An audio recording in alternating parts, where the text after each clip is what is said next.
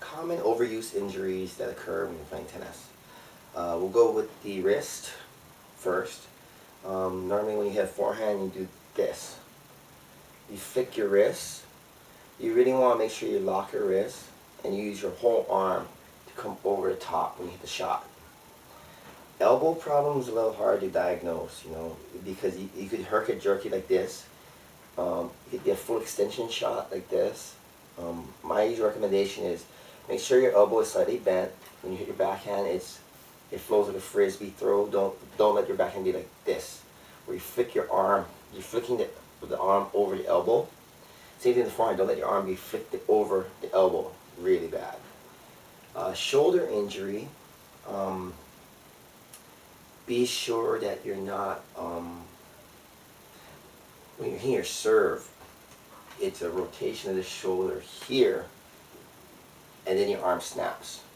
Don't let your arm just kind of don't let your shoulder come forward first and then have your arm snap. Don't let the shoulders be parallel to the court and your arm just snapping. Because when your arm just keeps snapping like this, that causes pain for your arm. Quick cures for your wrist. Make sure you stretch out like this. Ice if it hurts. Quick cure for your elbow. Make sure you do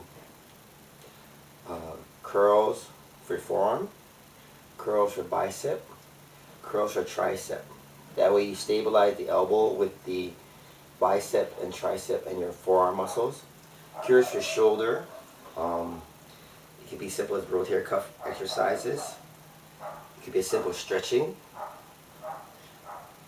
in and out and around. You're going to have to change your motion in your serve though, in the shoulder, because there's not much you can do. You can do stretching like this,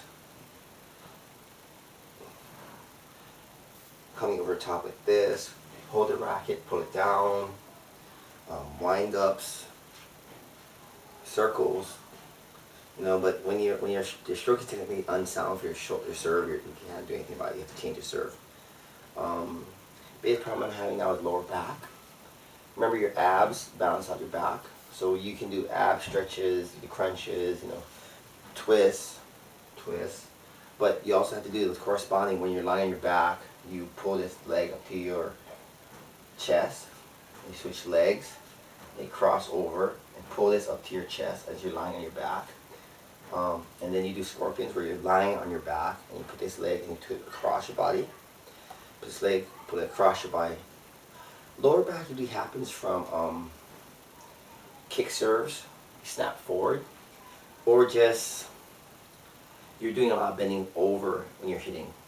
So you have to make sure you correct that in your stroke. Ankle problems. Sometimes a good shoe change, or getting a shoe. There's a neoprene one that you put on, but there's also one with like Velcro attachments, and it's like laces. It's like a sock for your ankle, and you tie it up. That's a good brace for your ankle. Knees.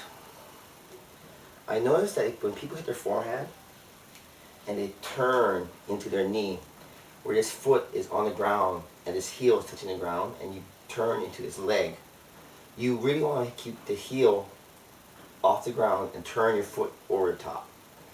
That'll prevent things from happening to your knee. There might be fluke accidents with your knee. Last one is plantar fascia. It feels like a heel pain.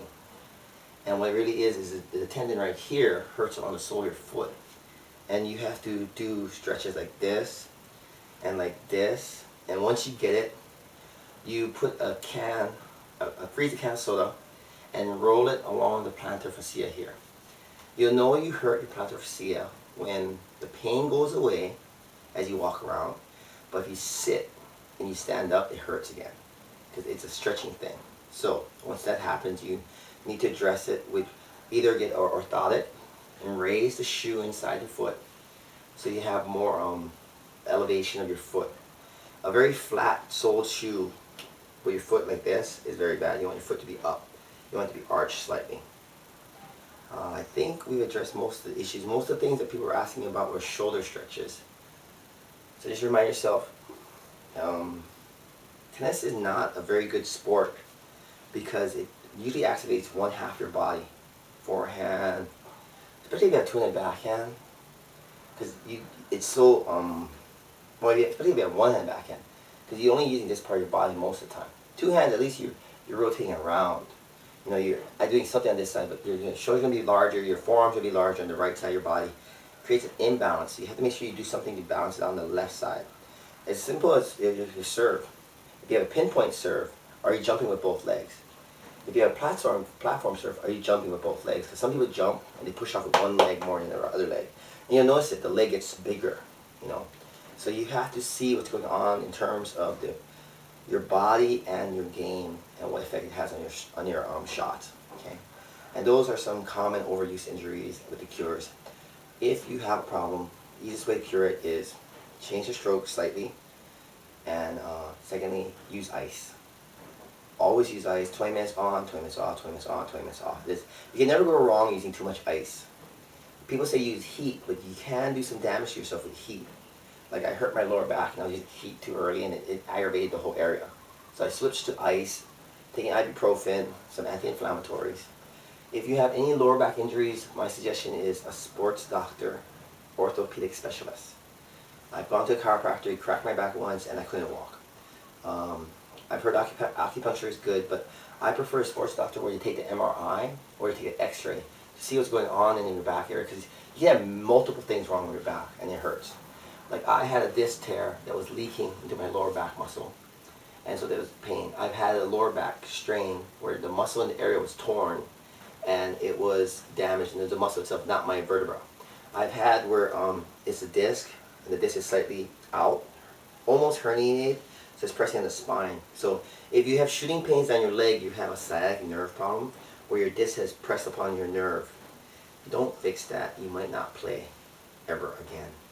So be careful with that one. I've had, my players have had the tweaked disc where it's squished and leaks. That's what I had also. That can go from a tweaked disc with a squish, because the disc is supposed to be flat, but when you tweak one side of it, it's bent. That creates your spinal column to put pressure on that one area, and it'll push the disc out. And when it pushes the disc out, you have to operate to fix it, or you might have to fuse it. And once they fuse it, you lose mobility in that area. So be careful with your lower back injuries, because like my doctor said to me, you can replace your knee, you can replace your hip, you can't replace your back. And hopefully that helped out on overuse injuries.